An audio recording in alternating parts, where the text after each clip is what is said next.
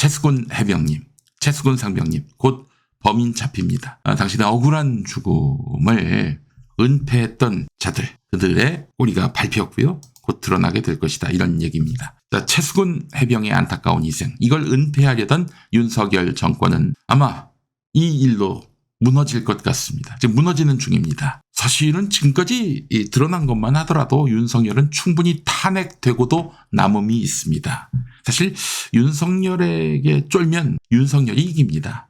예, 지금 고위공직자범죄수사처 공수처나 더불어민주당이나 언론 모두 윤석열에게 적대적이고 한판 붙어보자는 의지가 충만합니다. 특히 그 MBC와 JTBC 방송통신심의위원회에 지금 징계 그리고 보복 표적이 되고 있는데 계속된 법정 제재가 나오고 있는데 MBC나 JTBC 우리에게 불이익 줄 테면 줘봐라. 우리가 뭐 영향을 받는 줄 아느냐? 지금 이런 태도를 보이고 있어요. 여러분, 이 선거 기간 내내 헛발질을 했던 이른바 진보 언론도 이제는 방향을 잘 잡자.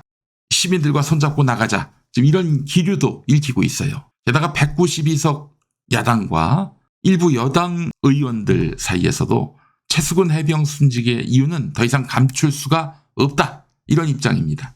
21대 국회에서 최수근 해병 진상 은폐와 관련한 특별검사 법안 처리가 가능할 것 같습니다. 통과가 될 것 같아요. 그러면 윤석열은 어떻게 할 것이냐? 뭐 당연히 거부권 행사할 겁니다. 근데 그렇게 되면은 총선 민의를 부정하는 것이 됩니다. 국민들이 더 열받아요. 최 해병 특검 별로 동의하지 않는 분들도 화가 날 거예요. 우리가 빙다리 헛바지로 보이냐? 이렇게 나올 거예요. 자, 그렇게 또 시간을 끌려 하다가는 6월 국회가 개원이 되겠죠? 아마 첫 안건으로 발의되지 않겠는가 하는 생각이 듭니다. 이대로 넘어갈 민주당이 아니죠. 이러면 못해도 200석 넘게 통과될 겁니다. 이것도 거부권 행사를 할지 모르겠어요. 그럼 국회에서 다시 200석 넘게 통과가 될 거라고 저는 봅니다. 자, 제가 말씀드린 상황까지 간다면 그러니까 국회 절대 다수가 최수근 해병 사망의 진상 은폐하려는 이런 세력들의 그런 민낯을 드러내는 특검, 이 특검을 재의결까지 가서 통과시킨다면은 그때는 이제 최수근 해병 사망 사건 진상 은폐 문제는 국민이 거리로 나와서 투쟁할 사안이 될 겁니다. 때는 6월 초, 6월 항쟁 기념일이 있는 그런 시기와 맞물립니다. 게다가 7월 19일은 최수근 해병의 기일입니다. 2023년 7월 19일에 최수근 해병께서 순직하셨잖아요. 이때까지 윤석열이 계속 진상규명을 방해하고 수습을 거부한다면 이 투쟁은 윤석열 타도 투쟁으로 이어질 흐름입니다. 자, 여러분, 오늘까지 나온 진상을 살펴보겠습니다. 다 얘기하면 너무 길어지고 늘어질 가능성이 있어서 딱 두 날만 보겠습니다. 7월 30일과 7월 31일 작년입니다. 최수근 상병이 돌아가시고 한 열흘 드는 시점에 박정훈 해병대 조사단장은 이미 진상을 다 파악했어요. 군이 사실은 명령에 살고 명령에 죽는 조직인데요. 누가 그 최수근 상병에게 부당한 지시를 내려서 죽게 만들었는지 그 조사가 어렵겠습니까? 단박에 다 나왔죠. 그래서 이제 박정훈 조사단장이 국방부 장관인 이종섭한테 임성근 사단장 책임이다. 임성근이를 그래서 경찰에 넘기겠다. 이렇게 보고를 합니다. 그랬더니 이종섭이가 어떻게 했습니까? 오케이 했어요. 오케이. 어려운 수사 잘했다. 뭐 이렇게 격려하기도 했다고 하네요. 이종섭이가 박정훈 대령한테. 자, 그리고 그 이튿날 7월 31일 낮 2시에 기자회견을 하기로 했습니다. 그리고 임성근한테도 통보했어요. 너 그렇게 될 거라고. 준비하라고. 이렇게 통보를 했습니다. 자, 그런데 하룻밤 지나고 나서 7월 31일에 오전 11시 45분에 이종섭이가 전화를 받습니다. 어디로부터? 대통령실로부터 전화를 받습니다. 자, 그리고 나서 11시 57분에 이종섭이는 그 김계환 해병대 사령관한테 전화를 합니다. 그래서 2시에 발표하려던 거 취소하라고. 그러니까 2시에 발표하려던 게 뭐예요? 임성근 사단장을 피의자로 경찰에 이첩한다는 그런 내용. 발표하지 말라고. 그렇게 지시합니다. 사실은 김계환 해병대 사령관이 그걸 어떻게 거역할 수 있겠어요? 사실 이종섭은 임성근을 뺄 뜻을 분명히 했습니다. 그러자면은 경찰 수사 대상에서 뺄 뜻을 분명히 했어요. 이런 변명을 하더군요. 임성근이를 경찰에 이첩하려고 했는데 너무 과한 것 같았다. 그 일선 장교들한테 너무 책임을 뒤집어 씌우는 것 같다. 그러면서 빼라고 했다는 거예요.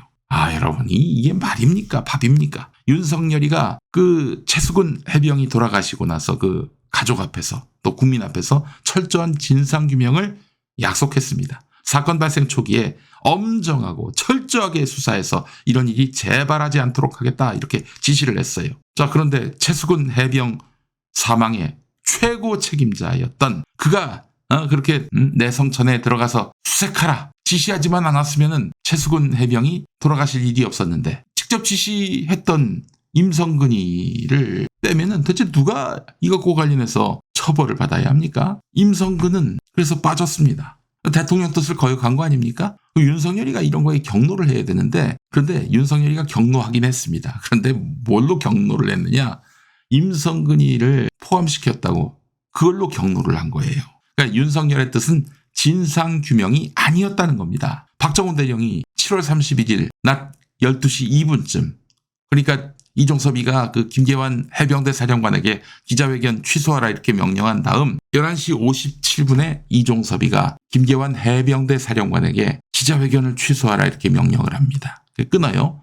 그리고 12시 2분쯤에 이번에는 박정훈 대령이 김계환 해병대 사령관에게 전화를 받습니다. 박정훈 대령이 낮 2시에 이제 기자회견을 할 예정이었는데 김계환 해병대 사령관이 12시 2분쯤에 7월 31일 12시 2분쯤에 전화를 건 거예요. 언론 브리핑이 취소됐으니 부대로 복귀하라. 이렇게 이야기를 합니다. 자, 복귀를 했습니다. 자신한테 기자회견하지 말라라고 했던 김계환 해병대 사령관을 찾아갑니다. 안 된다. 손바닥으로 하늘을 가리는 것이라면서 임성근이를 포함시켜서 경찰에 이첩을 해야 한다라고 주장합니다. 그랬더니 김계환이가 뭐라고 했느냐. 해병대 사령관이 뭐라고 했느냐. 그 김계환 해병대 사령관이 아직도 지금 그 자리에 있어요. 이 사람이 안 된다. 손바닥으로 하늘을 가리는 것이다. 라고 이야기했던 박정훈 대령한테 그래서 임성근이를 반드시 포함시켜서 경찰에 이첩시켜야 한다라고 얘기했던 그런 박정훈에게 김계환 사령관이 뭐라고 했느냐. 오전에 대통령실에서 VIP 주재의 회의가 있었고 VIP가 경로하면서 국방부 장관과 통화한 후 이렇게 됐다라고 말했다고 합니다. 윤석열이가 오전 회의에서 어떻게 임성근을 포함시킬 수 있느냐? 뭐 이런 식의 이야기를 했다는 거죠. 그래서 이제 대통령실로부터 국방부 장관 이종섭이가 전화를 받고 이종섭이가 그렇게 해서 해병대 사령관한테 기자회견 열지 말라라고 이야기했고 이렇게 됐다는 거죠. 그래서 이에 대해서 이 박정훈 대령이 정말 VIP가 맞습니까? 정말 윤석열이가 경로한 게 맞습니까? 라고 물었더니 김계환 사령관이 고개를 끄덕이면서 맞다 이렇게 얘기했다고 합니다. 뭐예요 그러면은? 임성근 빼라가 결국 윤석열 지시라는 거 아니겠어요? 자, 이 진술까지만 해도 이 진술서로 작성이 된 거예요. 박정훈 대령이 이대로 쓴 겁니다. 이 진술서만 해도 윤석열은 탄핵입니다. 범죄 은폐를 지시했으니까. 아니 비서가에도 대통령이 한 걸로 엮었던 검사가 있었죠. 그게 바로 윤석열입니다. 박근혜가 직접적으로 공천 개입한 것도 아니고 그 정무수석이 여당의 공천에 관여를 했는데 2016년 총선 때 그걸 가지고 이건 대통령 지시라고 엮었던 사람이 바로 윤석열이에요. 근데 이번에는 뭐 누가 대신한 것도 아니고 본인이 그렇게 경로하면서 임성근 빼라라고 했던 거 아니겠어요? 자, 결국 7월 30일까지 국방부 장관 이하 모든 군 스태프는 임성근 사단장을 경찰에 이첩하기로 했습니다. 근데 7월 31일 아침 윤석열이가 대노해서 결국 발표도 이첩도 못하게 됐어요. 이것만으로도 윤석열이는 이 최수근 해병의 사망의 진실을 은폐하는 원흉, 핵심 범죄자로 인증된 것입니다, 여러분. 자, 그렇다면 어떻게 된 것일까요? 여기서 우리가 이 점을 따져봐야 됩니다. 임성근은 그럼 어떻게 돼서 부활하게 된 것이냐? 윤석열이가 임성근 빼라 이렇게 얘기한 거잖아요. 임성근하고 윤석열하고 어떤 관계인데 이런 일이 가능했지? 임성근이 뭐 윤석열에게 다이렉트로 로비할 무슨 어떤 인맥이 있었던 것일까? 이런 큰 의문이 있습니다. 한동안은 이런 시나리오가 있었어요. 여러분 그 김태효라고 아시죠? 그 아크로비스타에 윤석열 김건희와 같이 살았던 김태효 국가안보실 차장. 이 사람이 말이죠. 그 MB 청와대 때 대외전략 비서실 비서관으로 있었어요. 김태효가. 그때 임성근이가 같은 청와대 대외전략실 비서실 행정관으로 근무했습니다. 김태효 밑에 있었던 거죠, 임성근이가. 그리고 대령으로 와 있던 사람이 바로 이종섭이었어요. 그러니까 MB 정권 때 청와대에서 김태효, 이종섭, 임성근이가 한솥밥을 먹었던 거죠. 같이 한 사무실에서 근무를 했던 것입니다. 그래서 이건 김태효가 윤석열이한테 저기 임성근이 살려줍시다 이렇게 얘기한 것이 아닐까라고 추측하는 분들이 많이 있었습니다. 자, 근데 그렇다 한들 윤석열이가 그것 때문에 경노하고 대노할 수 있을까요? 응? 게다가 법률가인 윤석열이 자기가 임성근 빼 이렇게 말하는 것이 범죄가 될 수 있다는 걸 몰랐을까요? 아니 윤석열이가 툭 하면 그냥 자기 반대파인 사람들을 직권남용으로 엮었잖아요. 이거야말로 직권남용입니다. 그렇잖아요. 그러니까 김태효 따위가 그렇게 임성근이가 내가 아는 사람인데 좀 빼달라 이렇게 얘기를 해가지고 윤석열이가 경로 대노하면서 임성근 빼 이랬다는 건 좀 설득력이 떨어져요.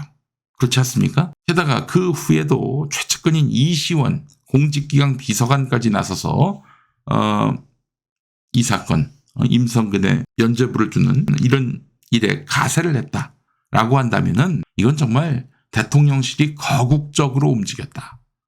세트 플레이를 했다. 세트 플레이를 하면요 이게 비밀을 유지할 수 없기 때문에 대단히 위험합니다.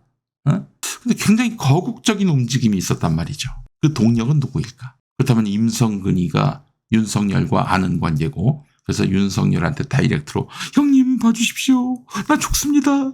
이랬다는 것일까? 아닙니다. 자, 임성근을 빼야 한다. 그거를 윤석열에게 요구한 사람 있었을 것 같습니다. 이미 그 진실을 다 아는 분이 계세요. 궁금하시죠? 윤석열을 움직여가지고 임성근 빼라 라고 하게 한 그 사람 너무 궁금하시지 않습니까? 누구일까요? 여러분이 추정하시는 그 사람입니다. 여러분이 생각하는 그 사람입니다. 임성근이 그 사람을 통해서 로비했다? 뭐 증거는 없습니다만은 곧 드러날 것입니다. 최수근 해병님, 이제 얼마 안 남았습니다. 당신의 억울함이 곧 풀릴 것입니다. 조금만 기다려 주십시오. 지금 많은 분들이 궁금해 하시는데요. 여러분들이 생각하는 바로 그 사람입니다. 이렇게 밖에 말씀을 못 드려서 죄송합니다. 여러분들이 생각하는 바로 그 사람입니다.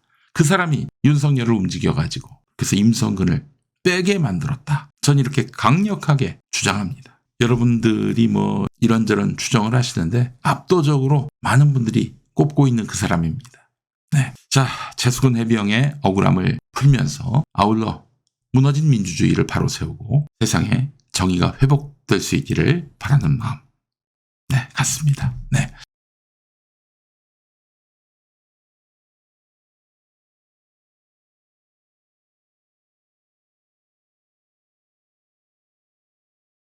중간에 나가는 인간들이 있어요. 예.